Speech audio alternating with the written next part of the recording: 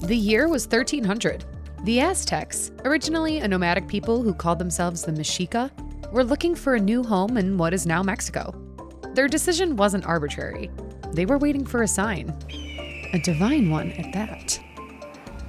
According to the Aztec oral tradition, the travelers saw an eagle on an island in a lake.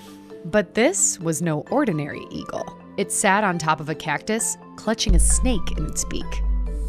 Interpreting this event as a sign from the god Huitzilopochtli, the Aztecs set up camp on the marshlands of Lake Texcoco.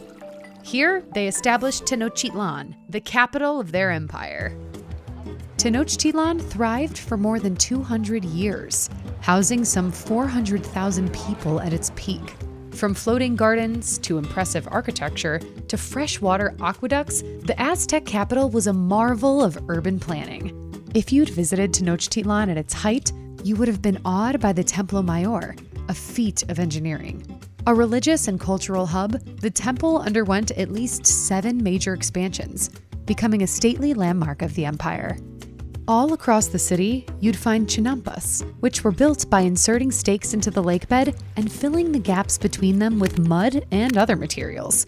Chinampas were used to grow a variety of crops and allowed for year-round cultivation and multiple harvests. Under the leadership of skilled rulers like Itzcoatl and Moctezuma I, the Aztecs expanded their influence through military conquests and strategic alliances. Their empire flourished, dominating much of central and southern Mexico by the early 16th century. Human sacrifice played a significant role in Aztec religious beliefs, but historians debate the extent and frequency of this practice.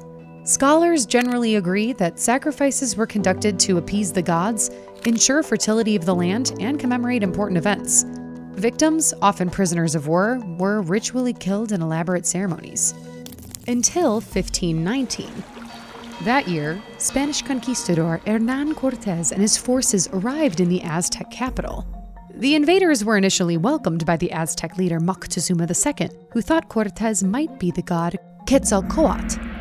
Taking advantage of this false belief, Cortés seized Moctezuma and held him captive at his own palace, effectively taking control of the empire through the figurehead ruler. Moctezuma's captivity lasted until 1520, when he was killed, possibly by his own people during an uprising against the Spanish. In 1521, after months of brutal warfare, Tenochtitlan fell to the Spanish, marking the end of the Aztec Empire.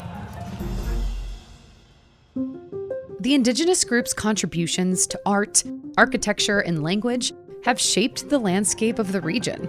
Elements of Aztec innovation, including the sustainable use of chinampas, persist today.